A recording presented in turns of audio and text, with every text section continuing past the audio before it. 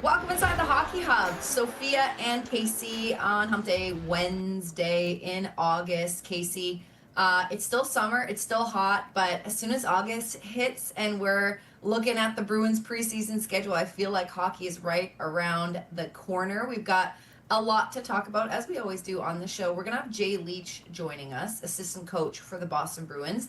So he's going to be coming up in a couple of minutes. But Kasey, you had a big night last night. Nesson had a big night last night. First time all female broadcast calling a complete game.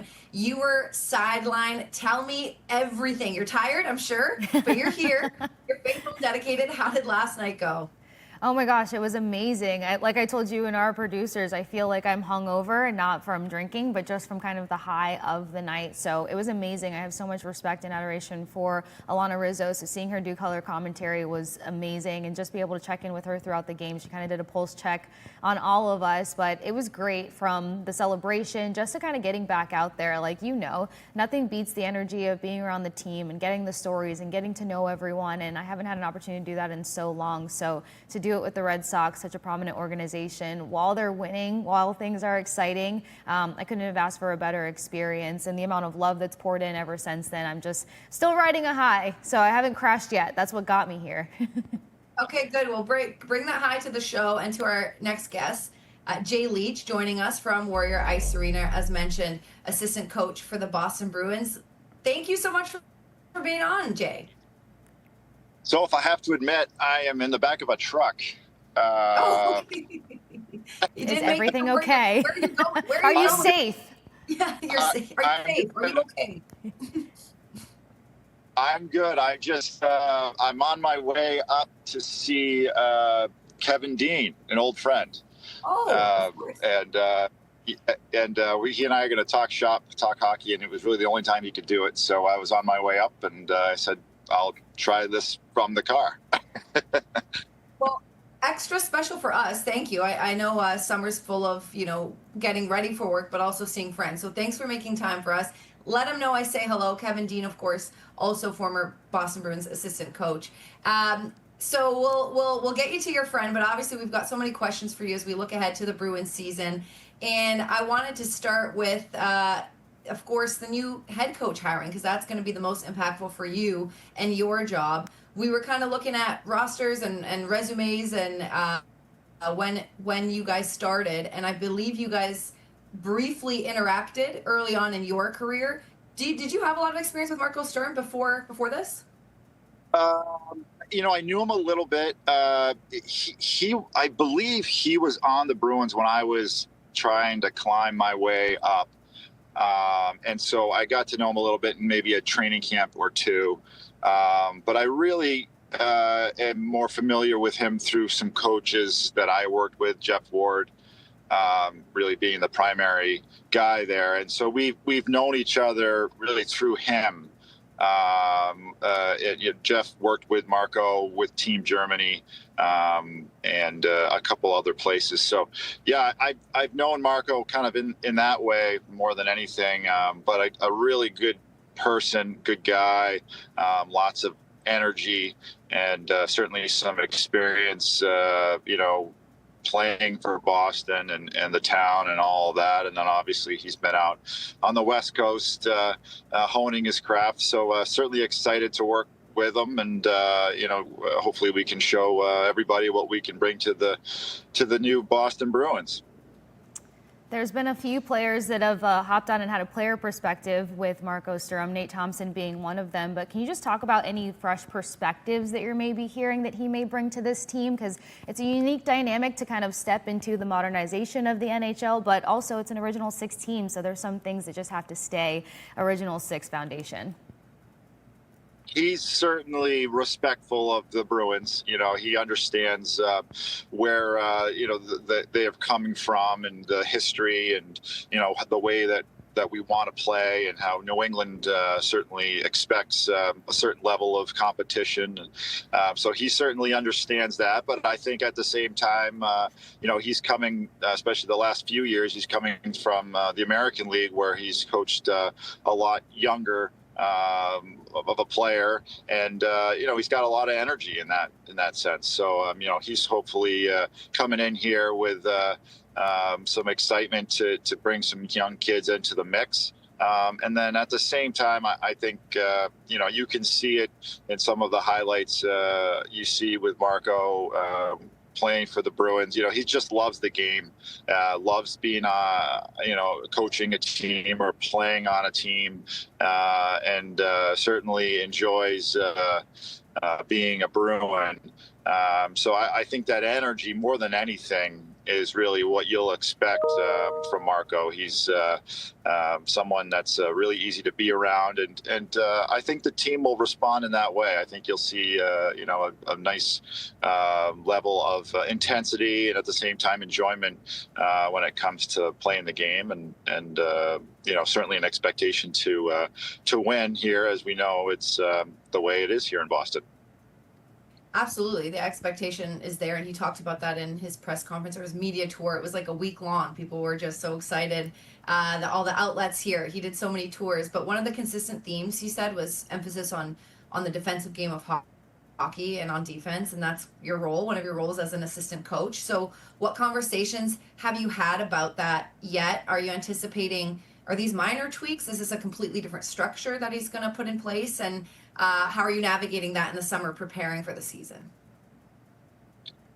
I think there'll be some minor, I would call minor tweaks. The game is primarily played in the same way, just with, as you said, tweaks. So I think it'll be a little bit different than what we've seen in the past with the Bruins. I think we certainly want to evolve with the game, and certainly use what has shown to work the last few years. So LA's been an excellent defensive team for the last several years, and he certainly feels very comfortable with that system. So I would be expecting more than anything to look along those lines when it comes to the defensive style of things. And yeah, I don't, again, I think more than anything, it's going to be an intensity and a level of excitement when it comes to playing the game, more than it is, a huge structural change, as we move forward here with Marco. If I'm not mistaken, I think that LA was pretty high up on running a bit of a hybrid defense. I know when Tampa Bay went back and forth between zone and hybrid, we had some guys that kind of struggled. Mikhail Sergachev kind of talked about like on the fly trying to adjust to stuff like that. So what's it like to try to encourage guys to kind of, I don't know, grow around a different system if you guys do implement something different? Well, it certainly has to be a clear message. There cannot be any gray really in any system when it comes to changing a style or certainly just playing a style. I would say the difference between what we've done in the past and what Marco would like to bring in is not necessarily going to be a huge change. There probably will be one certain scenario where in the past we've done this and now we're going to do that. That's really going to be the difference, I think, when it comes to whether it's the defensive zone or in the neutral zone, or the way that we track, defend the rush, whatever it might be. I don't think there's going to be, and I'm very confident in this, that there will be gray. It just might be, we come to the road, we either go right or we go left. We may have gone right in the past, and this time we're going to go left. But as you said, Kasey, it's very important to be clear with the way that we want to go, right or left, as opposed to meandering through the middle. And that's what probably Sergachev was talking about with his experience with it. Yeah, clarity, and we've talked to so many players, like clear communication from coaches is so important, knowing where you stand, all of the above, knowing what you did wrong, what you did right, and that being communicated. And that's what I hear Marco is able to do with his team. And I'm looking forward to seeing, just how the relationship develops, especially without a current captain. But sticking with defense, you're obviously going to be getting back two huge pieces in Charlie McAvoy and Hampus Lindholm. What a tough season for both of them. A lot of emotions, a lot of ups and downs. And although that sucked for them last year, I feel like in their exit interviews, they had like, especially Charlie McAvoy, this fire. And if I could swear on air, I would. But he had a big fire ready to go and like just so excited to bring it this year. So despite where you guys are, there is a lot of excitement and hype surrounding what the future can bring. But let's just talk about how much they're going to help, hoping they stay healthy. The defensive side of this team. Well, there's, most teams only have a handful of guys that can play against top level competition in the NHL. It's just such a difference, when you're playing on Connor McDavid's and the Jack Eichels and, all these guys, Barkov and all those guys. So those two guys are able to play against the top level player, and, not having them for a big part of the season, it just puts such an unfair load on the rest of the group. And guys can sustain it for a while, but as the season goes along, we know it's a long season. This season will be even more intense just because of the break. You need those top level guys to play against the top competition. So we are welcoming both guys back with open arms. They're going to play a lot of minutes for us, lead the way. As you said, hopefully stay healthy, as much as we can when it comes to the intensity of the season here. But as I said, they play in opposite situations, and they will certainly be the two guys that we lean on, on the back end there to lead the way into this season. I can say, coming from the Tampa market, we could not stand going against Lindholm and McAvoy. There were so many times that the players would just mention the difficulty that they provided on the ice. But you mentioned time on ice, and someone that got a lot more time on ice this past season was Mason Lohrei. What did you see in his growth and development and just kind of taking on that larger role at a younger age while there was so much adversity in the season? Yeah, it was a challenging year for Mason. At the same time, we certainly saw some exciting parts of his game mature as the season progressed. As I mentioned before, Mason, along with a couple other guys, saw that top level competition that I'm talking about. And some nights, I think he was able to handle it well, and then other nights was a challenge for him. So all in all, a good experience for a younger player. But that being said, if he's slotted, a little bit further down, he's really going to be able to develop the way he should, with his offensive side of things, and then also on the defensive side of things. So he's definitely shown that he can play in the league. Certainly shown some offensive ability, and at the same time, his size would lend to him being able to defend as well. And so we're certainly excited for Mace to play that 200-foot game, and also excited for him to have a good summer here and come into the season ready to go, with another year under his belt, and hopefully he can continue to grow like he's been growing. I wanted to follow up really quick about Charlie McAvoy. Obviously, he's going to have some growth on the leadership side this year, and we've seen it in the last couple of years, but he'll take a major leap without, as I mentioned, a current captain. And you never want to feel like a player that's on your roster has reached his ceiling. So he's an excellent player, as we know, but I do believe that there's, Brick always talks about it, that he's able to make even more of a jump.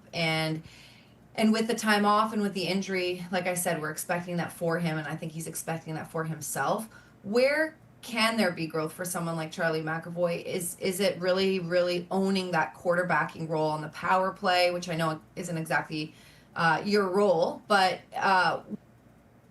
where do you see potential growth for Charlie McAvoy?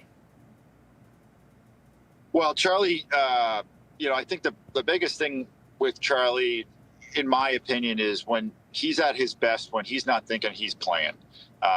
He is as much of a competitor as I've seen,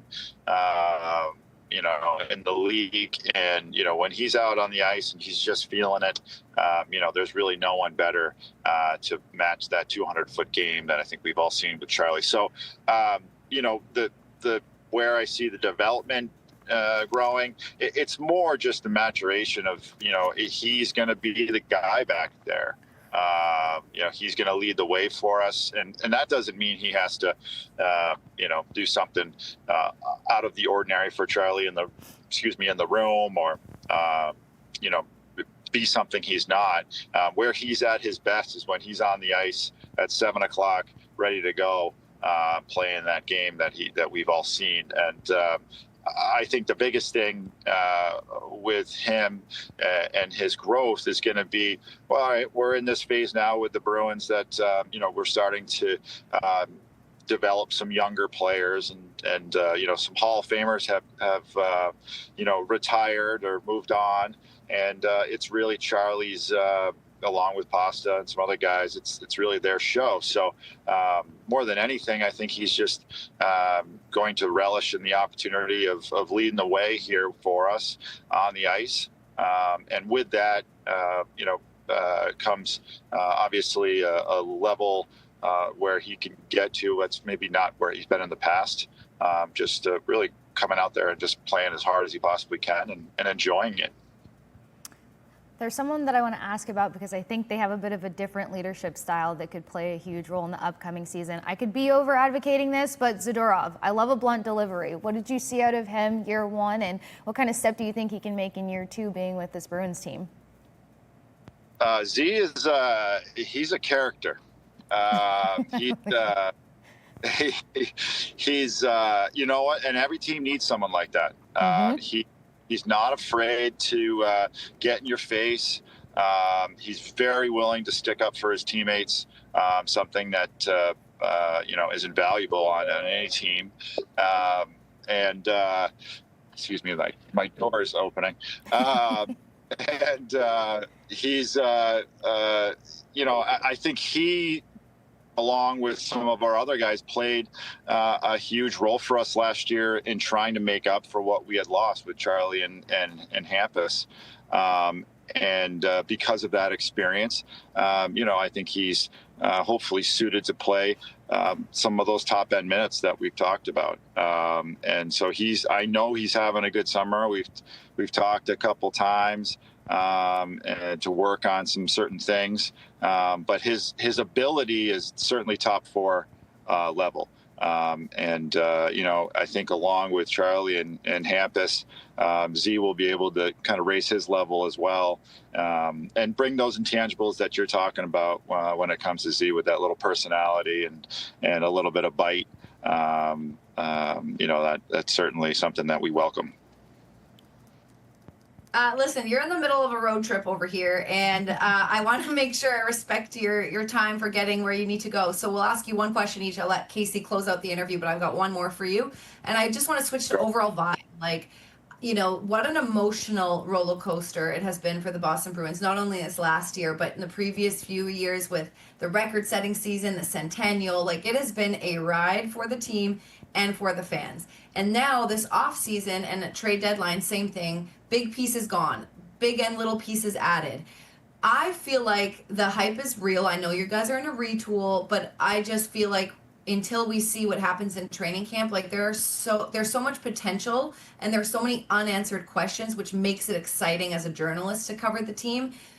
What's the vibe like? I feel like it's positive of guys fighting for jobs and trying to make the team better.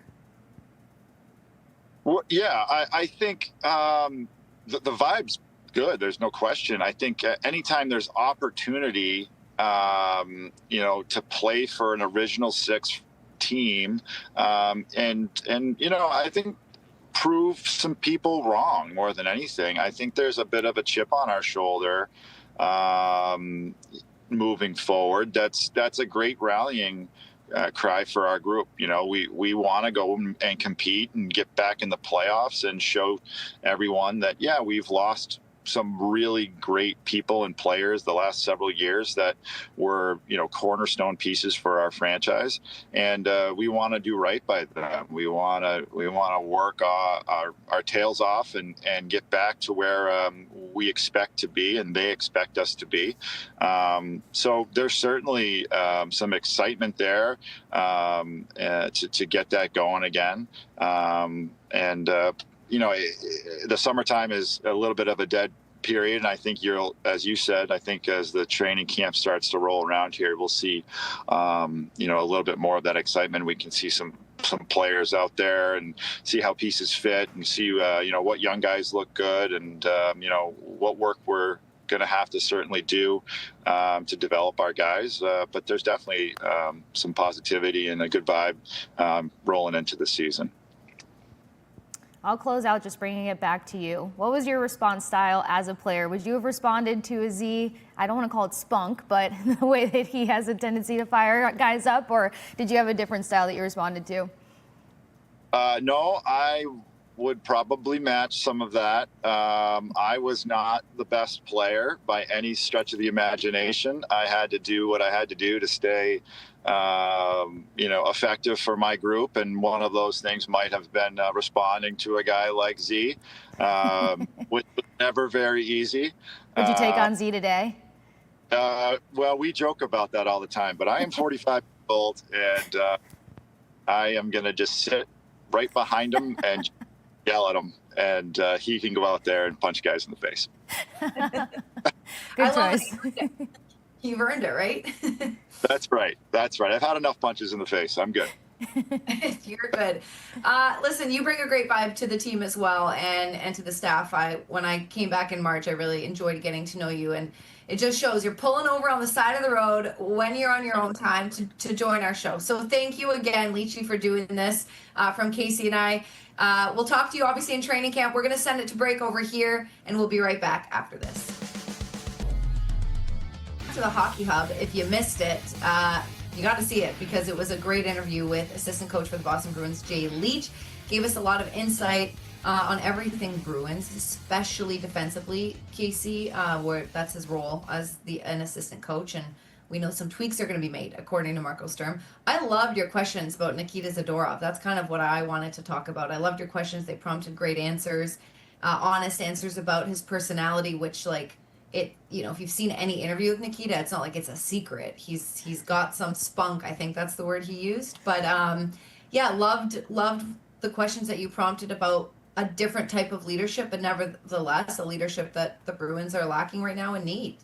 Yeah, thank you so much. I just remember, and you and I feel like talked about it here on the Hockey Hub a couple of times. It's just like if we're going to go into a season without a captain, you're always so hyper focused on what that voice is going to sound like. I think we miss the fact that the best locker rooms need more than one voice. I don't want to be the girl that always talks about the Lightning, but obviously that's where my experience comes from. And while Steven Stamkos is unmatchable when it comes to captaincy, it was after tough stretches that Pat Maroon was the one who lit up the locker room, or actually Alex Killorn, because you want to talk about a blunt delivery, don't ask Alex Killorn any stupid questions and make sure you know your assignment, So it's just cool because I get a lot of those vibes from Z, and as I mentioned, knowing guys that have played with him beforehand and mentioned, this is the guy you want giving you feedback when things are going either direction, good, bad, indifferent. He just has such a perspective and he cuts through the mud and gets to the point. So I was excited to ask him about that. And then, of course, he's just such a big guy. Who's going to take him on? So I thought that was funny. No, I thought it was great. And we didn't have time, and it wasn't that important, but I kind of wanted to ask, and we can ask really anyone about this, player, coach, but just a transition first year into a new city, especially if you have a family, I feel like people just underestimate how difficult that is. And sure, we see someone like Brad Marchand coming in trade deadline and lighting it up. But in a way, that was a rental until it wasn't, right? In a way, that was he didn't move his family. The kids stayed back, Katrina stayed back, they would come visit, and it's just him that he has to worry about, and then the playoffs. But you move your family, your kids need to find a new school, your partner needs to be adjusted, all that kind of stuff.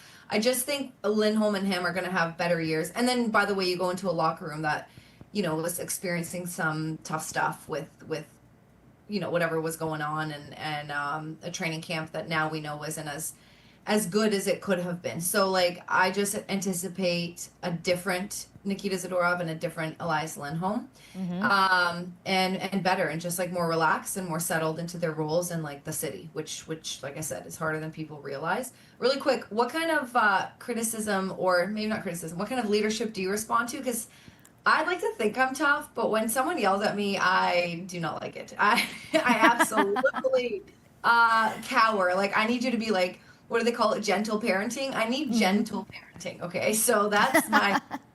What about you? I love that you bring that up. So funny enough, I mean, yeah, blunt deliveries work for me because of growing up military. So like, just there was not much coddling in any sort of conversation. My sisters are extremely blunt. On the back end, they'll find the compliment or the soft side of things, but it was just right to the point out the gate for a while. Yelling, it just, you know, it takes me longer to process yelling. I don't like yelling, but if you can just be like, hey, you mucked that up, this is why, then sure, I'll digest it and we'll move on. I think that's why I gravitate towards these so much, because I'm like, it's almost funny sometimes when somebody can be so blunt and you kind of see how somebody's processing that bluntness. So great question though, yeah. I feel like it's gonna change as I get older though. Blunt sarcasm, I love. Like if you can be sarcastic or just like blunt to the point where you're like, actually, my boss. I don't know if he's my boss, but I guess he's my boss, and he's probably watching. So Z, what's up? Also named Z. He's excellent at leading, and like he probably thinks I'm brown nosing because I need something. I do need a couple favors, Z, if you're watching, but this is not why I'm saying this. I feel like he's an excellent leader and leads really well. And I remember one time. I'll make it really quick, but I was late, and you're never supposed to be late. You're never supposed to be late when like the team is like traveling you. As a reporter, it's a privilege to be on the plane and the bus, and I wasn't like technically late for the bus, but I was later than I should have been. We have a specific time we have to be there, and I was just chatting on the phone. Like I didn't even realize what was going on, and I was just chatting on the phone, and then walked on, and he gave me this look, and I was like, oh crap, like he's never mad. And then all he said to me, he just said, he looked at me and he said, be better. And that's it. And he walked away. Oh my God. I love that's all that. I needed. No, but he was right, man. Like he was right. I screwed up. And he wasn't like hammering it down. He wasn't giving me the cold shoulder. And then we talked 5 minutes later about like the plan for the show and whatever. But I was like, yeah, like that's good leadership. Like say it and you just know that person's going to take it. And like that kind of works for me. But if you're yelling or angry or cold shoulder, like that scares the crap out of me. And I would rather you just talk to me, you know? Yeah, I don't like when things get prolonged if it's not that serious. Like you said, be better. That's a great way to put that. I'm pretty sure that my friends and I have used that with each other in passing. I love how witty Z is, though. That's for sure. He brings a calming presence in a way, which is awesome. But he was around when I was shadowing the Red Sox the past couple of days, so got to get an idea of that. That's for sure. Mixed in some humor. Really quick, one more thing about Jay Leach. We want to talk about some Bruins events that are coming up. But the question about Charlie McAvoy, like I brought it up because Brick's always talking about how McAvoy, we've seen like growth, and then you know sometimes you expect this like breakout year for this player, and maybe it will never happen for a certain type of, like Morgan Geekie had a breakout year, right? Like that's an extreme example there. And maybe it doesn't happen for everyone. Maybe it's like little increments, and by the time the end of their career, you realize like, wow, like their growth. But it would be great to see, you know, the power play definitely be better this year, and him really like commanding that power play. He's an offensive puck moving defenseman. Like I'm excited to see what passion he's bringing to the team this year after such a difficult personal year for him. He says that those injuries were really scary. You know, missing the end of the Four Nations, all that kind of stuff. I think once you alchemize that and you go through it, you're a different person, and I'm excited to see what he's going to bring.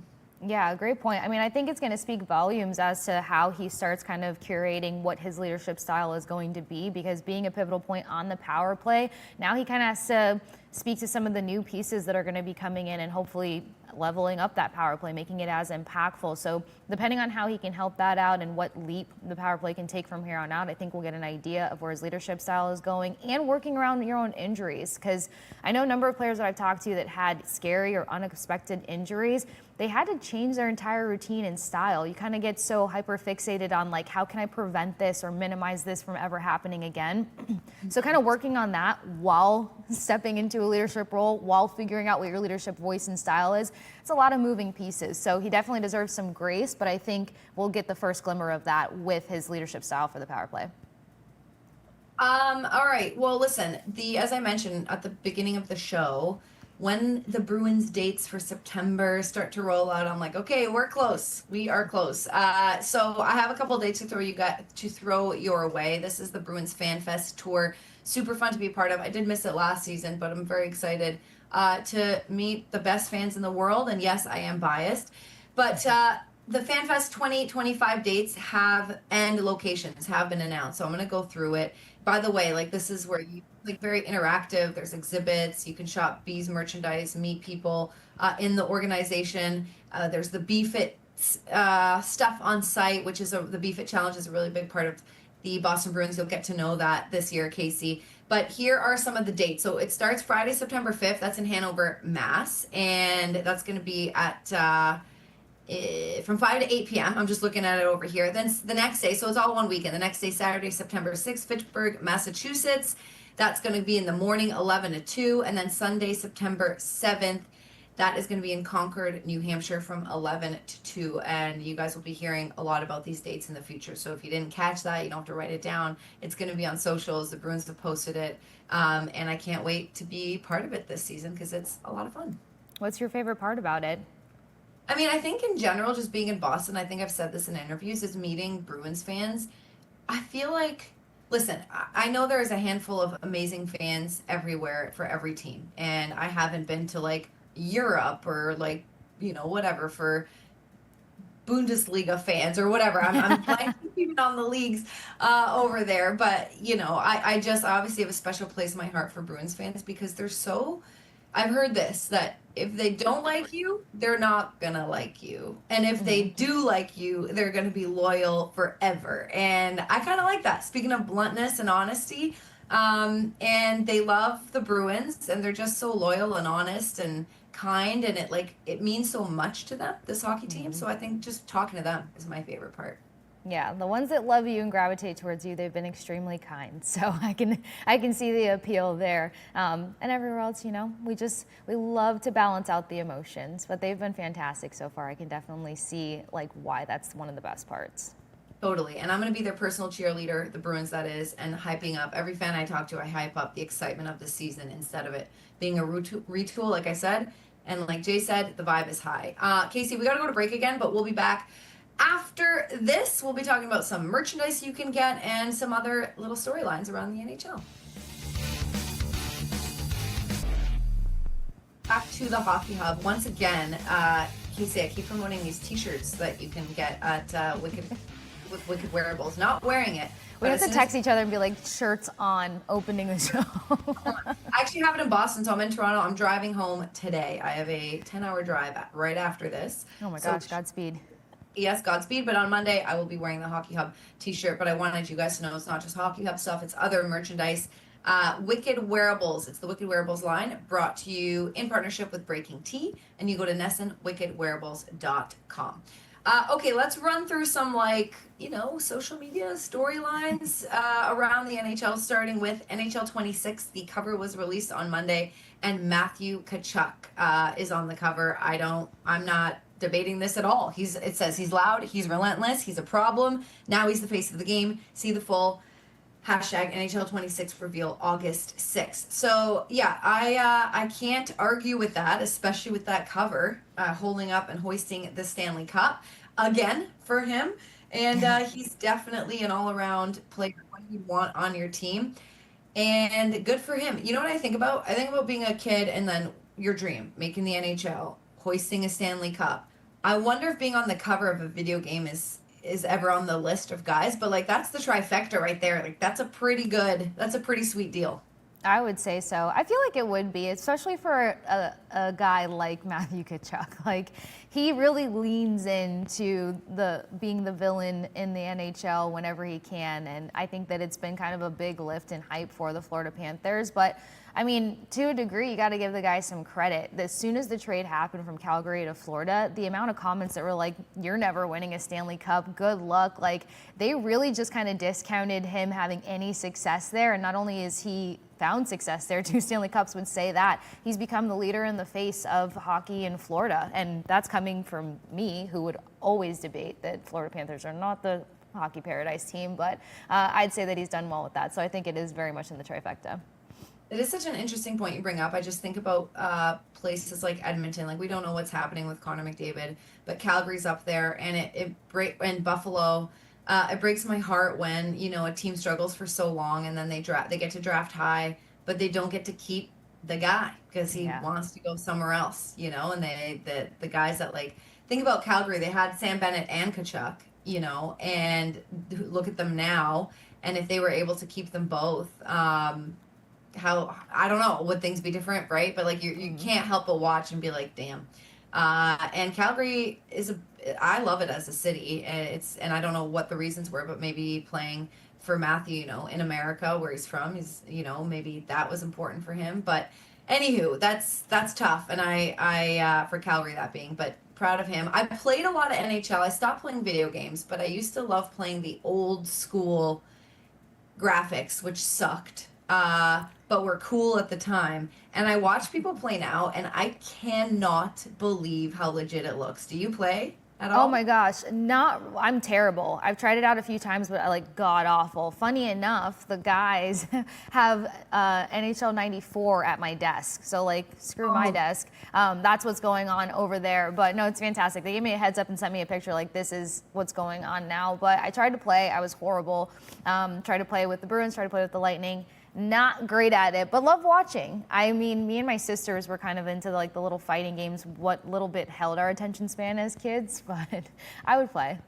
Yeah, by the way, NHL 95 is the one I played the most, so I don't know what very similar, but just if you ever do play, when the guys were like checked, you can't see my arms here, but they would just like starfish and like spin around in circles, like their arms and legs would be like seems about the same. Yeah, and they just like spin around in circles, and that was one of my favorite parts of the game. The graphics have changed, let's put it that way. Speaking of graphics or logos or whatever, the Lightning, where you have your hockey experience, and the Bruins, they have announced, or they have showed, the Stadium Series logo. So let's play this for you. The 2026 Navy Federal Credit Union NHL Stadium Series will set sail in Tampa on February 1st, right before the Olympic break. So tell me, like, I don't think we've really had a chance to discuss this. We talk about Florida, the Panthers now being an excellent hockey market. What about Tampa? You know, they've got their cup wins as well. The Stadium Series, like, what are you expecting? Are you expecting a good rollout of Tampa Bay Lightning fans? Oh my gosh, absolutely. Because something with that fan base is like, they're super locked in for any events, and they've been asking for this for quite some time. I know that there was speculation, like, how realistic is it to have an event like this down in Florida? But seeing as how any fan that I've had a chance to interact with, and when I became a part of Tampa Bay, the community, it was like 2002, so it was 2 years before we won our first cup. And at that point, the buy-in was just tremendous around there. So I know that there's going to be a lot of things going on. I know they're going to have a lot of special events, and just try to make sure that the fans flying in, as well as the fans that live there, have so many things to participate in. And it's going to appeal to new fans as well as old school fans also. Like, when they had the Super Bowl there and that happened to be a chance thing, you had all kinds of things along the riverside line, and then there's like just big things that go on downtown. So I expect them to really lean into all the pirate stuff that we tend to do down in Tampa Bay, but I feel like they're going to make it appeal to hockey fans just as much. So who was the biggest when you were covering? I'm thinking, like, for the Bruins, Tampa Bay Lightning has definitely the Lightning, has definitely been a rival for them, mostly because they couldn't beat them in the postseason. And so, you know, like, the chip on their shoulder, and we've seen Stamkos leave since then, like, turnover for both rosters, right? So we'll see how this plays out this season. But who, maybe like top three, like, were the Bruins up there in terms of rival, or was it the Panthers? Like, who did they hate? Oh my gosh, Toronto's top of that list. Yeah, It was always intense from the players to the media when we were going against Toronto by any means, and then the Florida Panthers very much fell into that slot. There's a little bit of like love-hate when it comes to Montreal because of course Marty St. Louis, part of one of those Stanley Cup teams and such a big figurehead in Tampa Bay. People lose it when he's in town, but the unexpectancy of like them getting good again, and then of course like winning and beating them for the second, or the was it the second? It was the third Stanley Cup. It was just like there's so much intensity there between those two. So I'd say Montreal. Toronto is massive, massive intensity, and then the Florida Panthers because now we kind of feel like they're trying to copy what Tampa did. Yeah, I get that. No, and it's those rivalries keep things healthy though, so I kind of love it. As a reporter, I will say props to Tampa, one of my favorite places to cover a game because we usually stay right around the corner so we can walk to the rink, which is nice.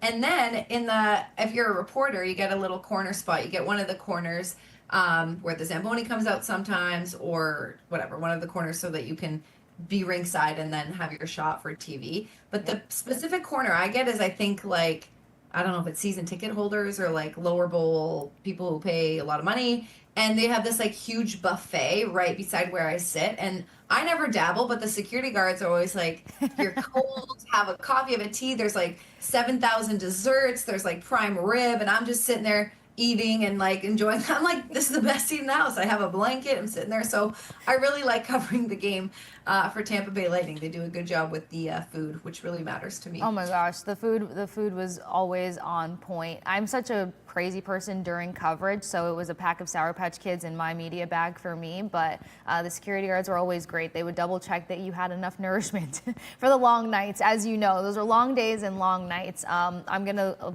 evolve one day and actually have adult meals when I'm doing my work versus candy. Yeah, no, if you can get back there to cover a game this season, highly recommend it. Listen, we just got note on the ticket prices for the Stadium Series. Right now, $247 is the cheapest on StubHub. So that's telling you where the demand is. And remember, like this isn't, capacity of 10,000. This is a way bigger capacity. So that says something about the hype. And I'll be curious to see how many Bruins fans go down because it's an easy flight. It's on the East Coast.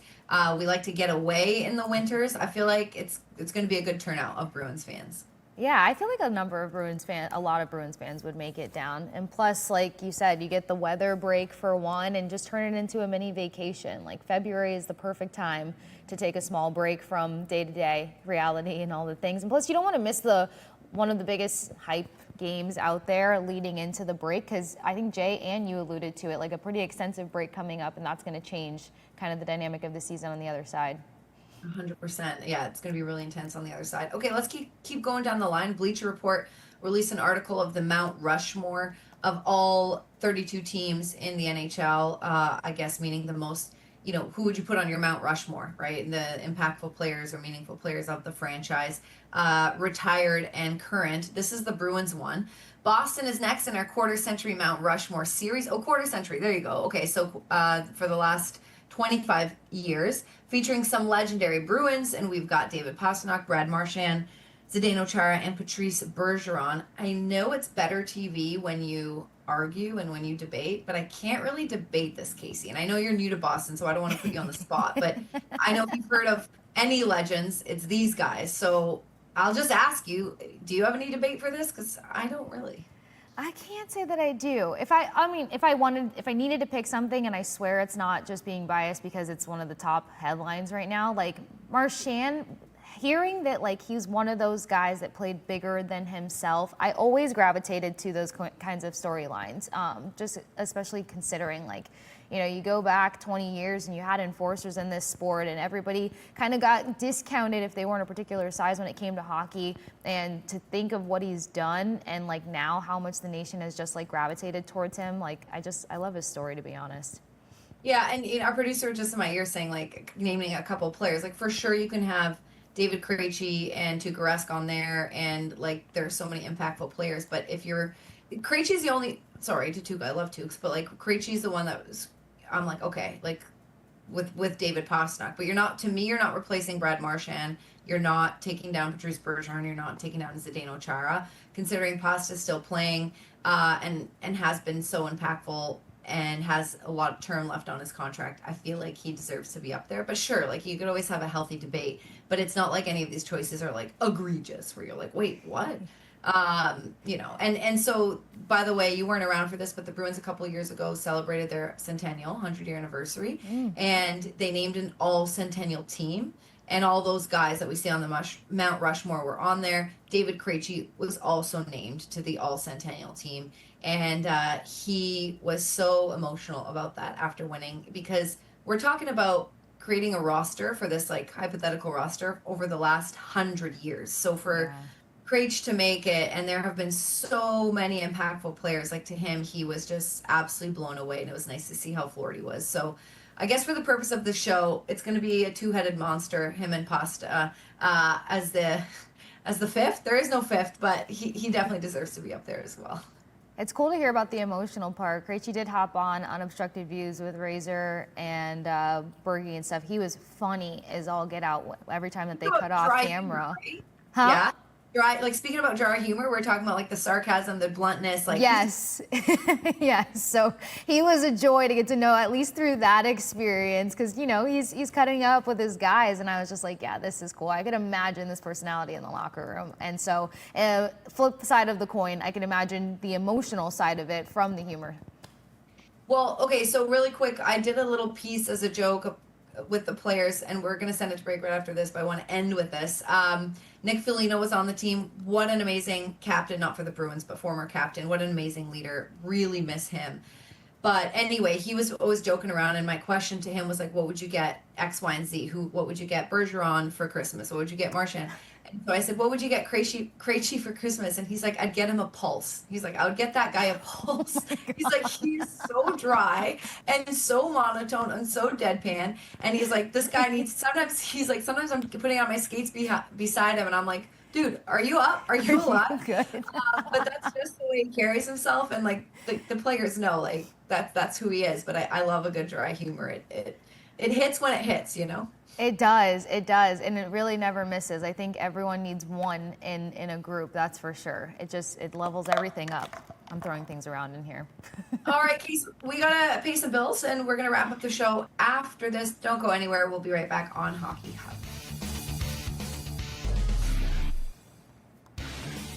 Welcome back to the Hockey Hub.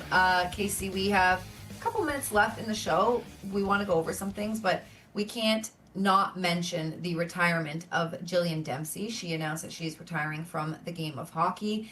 And I think we have her post to show her, but she quoted Sidney Crosby, one of the greats. What do you call a life dedicated to hockey? I call it time well spent. That being from Sidney Crosby. And I'll go on to read the rest. She says, it's bittersweet to retire from playing the game I love. I feel overwhelming gratitude for the incredible journey. Thank you to everyone who has supported me and been in my corner. You know who you are. So we like highlighting all hockey players, male and female, but Jillian Dempsey, really well known in the Boston market, and spent a lot of time. She won 3 Isabel Cups. She played for the Boston Pride in the PHF, for the PWHL a little bit, was one of just the, I was going to say forefathers, but that's not the right term, but one of the, leaders in the game of hockey. I'm missing the word I'm looking for, but you guys know what I'm talking about. And I was just thinking about retiring. She's obviously felt that was the best thing to do for her personal life, for her body, and, whatever else. But when you've been part of the grind, which we know for women's hockey, it's been such a grind for so long. And then it's just starting right now in the last couple seasons to pick up, gain momentum. It must have been a hard decision, because you want to be part of like everything you've worked for. Like you've worked for this to get, TV deals, to get butts in the seats, better travel, accommodation, all that kind of stuff. And then you got to say goodbye, but who knows? Maybe she's going to be behind the bench one day. I think I would love to see her behind the bench, because you make a great point to say like where women's hockey is going right now, and then especially in the Boston area. The Fleet, for one, I mean, they had a number of sold out crowds, and the amount of fans that were just so excited to have them here. And now we're stepping into an era of expansion. So you can't expand without the fan base growing. And I feel like anyone that played for, the Boston Pride or any of those teams beforehand, or the federations beforehand, like it was a lot more difficult. And a lot of these women actually had to have other jobs outside of it. I got to talk to a couple of PWHL players, and they were saying how like they were teaching during the season, or they were going back to school to make sure that they got other degrees so that they can work in tandem to pursuing their professional careers. So I feel like I'd have a lot of push and pull kind of exiting at this time and space, but being able to be across all of those leagues and have that experience, like talk about a better coach to kind of step into this new era for the PWHL. That's so true. The experience and what it gives you, the character build and all that kind of stuff. Even though you would have liked to see this sooner, we're seeing it now, and it's great. And Paige Capistran, who we had on, former Ness employee, former Boston Pride player as well. I believe she was working at Nesson while she was playing for the Pride. I don't know, but I know she was serving. She was, and yes, I got confirmation. Yes, she was serving. She was a waitress. She was working at Nesson. She was playing for the Pride. Like, finishing school. Like, this girl did it all, and she's still grinding. But I know we're gonna hear her on a national broadcast one day as she's making her way in the industry. Listen, we've got a couple minutes left. Speaking about women and the movement, Nesson, again, I really just want to plug this first complete game by an all-female broadcast for the Red Sox. Kasey, you were part of that. We talked about it at the beginning. You said you're still kind of on the high, the hangover, but what was it like just like taking in the atmosphere, and how did the players treat you and the staff and management?